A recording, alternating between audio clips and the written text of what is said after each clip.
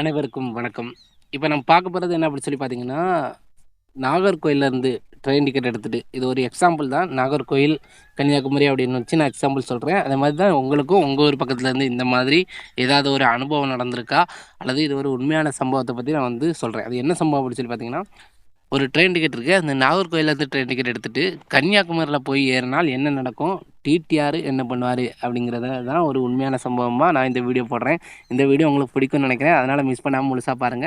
அதுக்கு முன்னாடி நம்ம சேனலை இதுவரைக்கும் நீங்க சப்ஸ்கிரைப் பண்ணாம இருந்தீங்கன்னா, சப்ஸ்கிரைப் பண்ணிருங்க.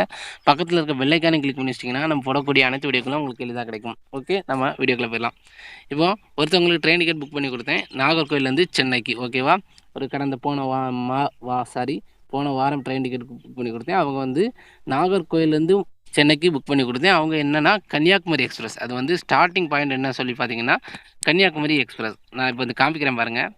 ஸ்டார்ட்டிங் பாயிண்ட்டு கன்னியாகுமரியிலேருந்து ஸ்டார்ட் பண்ணி நாகர்கோயில் வழியா, வள்ளியூர் வழியா, திருநெல்வேலி வழியா அப்படி சென்னை போய் சேருது. இதில் என்ன ஒரு இதுன்னு பார்த்தீங்கன்னா, கன்னியாகுமரியிலேருந்து நாகர்கோயிலுக்கு வர்றதுக்கு ஜஸ்ட் வந்து கொஞ்சம் நேரம் தான் ஆகும். அதாவது கன்னியாகுமரியிலேருந்து 5:20 மாலை 5:20 கிளம்புனா நாகர்கோயிலுக்கு 5:40க்கு வந்துடும். ஓகேவா? அப்போ வந்து கொஞ்சம் ஜஸ்ட்டு கொஞ்சம் நேரம் தான், 20 நிமிஷம் தான் ட்ராவலு. அதுவும் ஜஸ்ட் ஒரு 16 கிலோமீட்டர் டிஸ்டன்ஸ் தான் கன்னியாகுமரிலேருந்து நாகர்கோயிலுக்கு. ஓகே, இவங்க வந்து நாகர்கோயிலேருந்து தான் டிக்கெட் வச்சுருந்தாங்க. ஆனால் கன்னியாகுமரியில் போய் ஏறிட்டாங்க. ஓகேவா? பக்கத்தில் இவங்க ஊர் கன்னியாகுமரிக்கு பக்கத்தில் நினைக்கிறேன். என்கிட்டயும் ஒழுங்காக சொல்லலை. கன்னியாகுமரிலேருந்து டிக்கெட் எடுங்கன்னு சொல்லிட்டு நான் நாகர்கோயிலேருந்து டிக்கெட் எடுத்து கொடுத்துட்டேன். அவங்க வந்து கன்னியாகுமரியில் போய் ஏறுறாங்க. அப்போ என்ன நடந்துச்சு அப்படி சொல்லி பார்த்தீங்கன்னா, நம்ம டிடிஆர் இருப்பாங்க பார்த்தீங்களா? டிடிஆர் கன்னியாகுமரி எக்ஸ்பிரஸ்க்குள்ளே டிடிஆர் வந்து புகுந்தாச்சு. புகுந்து ஃபஸ்ட்டு ஸ்டார்டிங்லேயே வந்து இவங்கள வந்து பிடிச்சாச்சு.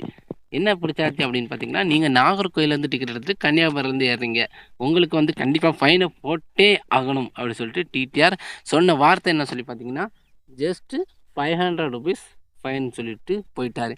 இந்த அக்கா இருந்து அழுகுறாங்க. நான் சார் நாகர்கோயிலேருந்து டிக்கெட் எடுத்திருக்கேன் சென்னை வரைக்கும். ஆனால் எனக்கு வந்து நான் கன்னியாகுமரியிலேருந்து தான் டிக்கெட் எடுத்தேன் அப்படின்னு சொல்லிட்டு நினச்சிட்டேன். எனக்கு வேறு ஒருத்தவங்க தான் புக் பண்ணி கொடுத்தாங்க. இப்படி நான் வந்து பார்க்கல சார் அப்படின்னு சொல்லிட்டு கெஞ்சுறாங்க, இது பண்ணுறாங்க. ஆனால் அவங்க டிடிஆர் வந்து கேட்கவே இல்லை. அவங்க அதுக்கப்புறம் என்னென்ன சொன்னாங்கன்னா, எனக்கு வந்து ஃபோன் போட்டாங்க. எனக்கு ஃபோன் போட்டு இப்படி பண்ணிட்டீங்களே, நான் கன்னியாகுமரியிலேருந்து தானே உங்களுக்கு டிக்கெட் எடுக்க சொன்னேன், நாகர்கோயிலேருந்து எடுத்துட்டீங்களே. இப்போ பாருங்கள் டிடிஆர் வந்து ₹500 ஃபைன் கட்டுறாங்க. என்கிட்ட வேறு பணமே இல்லை, வெறும் ₹100 தான் இருக்குது. இப்போ ₹500 கேட்குறாங்களே, என்ன செய்யன்னு சொல்லு. நான் உடனே சொன்னேன், இந்த டிக்கெட் இருக்குது பார்த்தீங்களா, இந்த டிக்கெட் உங்கள்கிட்ட டிக்கெட் இருக்குது. எங்கேருந்து எங்கே வரைக்கும் இருக்குது? நாகர்கோயிலேருந்து சென்னை வரைக்கும் 700 சில்லற கிலோமீட்டர், அதாவது 700 கிலோமீட்டருக்கு மேலே உள்ள டிக்கெட் இருக்குது. ஜஸ்ட்டு 16 கிலோமீட்டருக்கு தான் உங்களுக்கு டிக்கெட் கிடையாது. ஓகேவா? அப்போது வந்து அதுக்கு வந்து ஜஸ்ட் ஒரு அன்ரிசர்வ் டிக்கெட் எடுத்தால் ₹20. ஆனால் நீங்கள் வந்து ஒழுங்காக கவனிக்காமல் போனக்கிறதுனால இப்போ வந்து உங்களுக்கு பிரச்சனை. இப்போ உங்கள்கிட்ட ₹100 தான் இருக்குது. ஓகேவா? டிடிஆர்ட்ட பேசுங்க. என்ன பேசுங்க அப்படி சொல்லி பார்த்தீங்கன்னா, சார் தெரியாமல் வந்தாச்சு. இப்போ வந்து நாகர்கோயில் ஜங்ஷன்லேருந்து சென்னை வரைக்கும் டிக்கெட் எடுக்க தெரிஞ்சது எனக்கு. இந்த ஜஸ்ட் 16 கிலோமீட்டர் டிக்கெட் எடுக்க தெரியாதா சார்?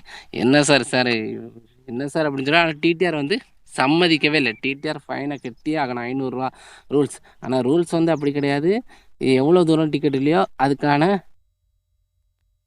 அமௌண்ட்டு ப்ளஸ்ஸு ஒரு குறிப்பிட்ட சார்ஜ் தான் வசூலிக்கணும். ஆனால் அந்த ரூல்ஸை நம்ம இப்போ பேசுனா நம்ம மாட்டிக்கிடுவோம். ஏன்னா வந்து அவர் ஒரு கவர்மெண்ட் சர்வெண்ட். நம்ம வந்து பெரிய அளவில் பேசக்கூடிய ஆளும் கிடையாது. ஏன்னா போனது ஒரு லேடி. அவங்க கன்ஃபார்மாக மாட்டிக்கிட்டாங்கன்னு அர்த்தம். சார்கிட்ட நான் சொன்னேன், சரி அவர்கிட்ட ஓவராக பேசாதங்க, கொஞ்சம் அதுக்குன்னு சொல்லி ரொம்ப கெஞ்சியும் பேசாதங்க சார், என்கிட்ட ₹100 தான் இருக்குது, நான் தெரியாமல் எடுத்துகிட்டேன், இனிமேல் நெக்ஸ்ட் டைம் இந்த மாதிரி நான் வந்து டிக்கெட்டை பார்த்தே வரேன் அப்படி சொல்லி நீங்கள் வந்து சொல்லிடுங்க, டிடிஆர்கிட்ட சொல்லுங்கள், வந்து அவங்க வந்து சம்மதிப்பாங்க அப்படி சொல்லிட்டு சொன்னேன். ஆனால் டிடிஆர் வந்து ரொம்ப கொடூரக்காரராக இருப்பார்னு நினைக்கிறேன். சம்மதிக்கவே இல்லை. லாஸ்ட்டில் என்ன நினச்சாரோ ஏதோ, சரிம்மா இனிமேல் அடுத்த டைம் வந்து இந்த மாதிரி இல்லாமல் பார்த்துக்கணும்னு சொல்லிட்டு அந்த ₹100 வாங்கிட்டு போயிட்டார். ஓகேவா? வாங்கிட்டு ஒரு சீட்டு கொடுத்துட்டு போயிட்டார். ஓகே, இதில் எந்த உங்களுக்கு என்ன தெரியுது அப்படின்னு சொல்லி பார்த்தீங்கன்னா, டிக்கெட்டை ஒழுங்காக பார்த்து ஏறுங்க. அதாவது ப்ரௌசிங் சென்டரில் நீங்கள் வந்து புக் பண்ணாலும் அவங்க வந்து கரெக்டாக புக் பண்ணி தராங்களா இல்லையா, அல்லது நம்ம எங்கே போய் ஏறணும் அப்படின்னு சொல்லிட்டு நீங்கள் வந்து எல்லா டீட்டெயிலையும் வந்து நீங்கள் வந்து கரெக்டாக பார்த்து ஏறுங்க. நீங்கள் கடைசி வரைக்கும் அவங்களுக்கு மெசேஜ் வந்திருக்கு, நல்லா பாருங்கள். அவங்களுக்கு மெசேஜ் வந்திருக்கு, போர்டிங்கு சார்ட் ப்ரிப்பேர்னு வந்திருக்கு. அவங்களும் படித்தவங்க தான். அவங்க வந்து அந்த டைமை கூட பார்க்கல, எதையுமே பார்க்கல. நம்ம கன்னியாகுமரியிலேருந்து தான் எடுத்திருக்கோம் அப்படிங்கிற நம்பிக்கையில் அங்கே போய் சேர்ந்துட்டாங்க. அப்போ அவங்களுக்கு நடந்தது என்னென்னா, ஃபைன் கட்ட வேண்டிய சூழ்நிலை. ஓகேவா? லாஸ்ட்டில் அந்த ரூ. 100 நான் அனுப்பி தரட்டுமான்னு கேட்டேன். இல்லை அவங்க வேண்டாம். சரி ஓகே, ஒன்றும் பிரச்சனை இல்லை, என்னோட தப்பும் இருக்குது, அதனால் வேண்டான்னு சொல்லிட்டாங்க.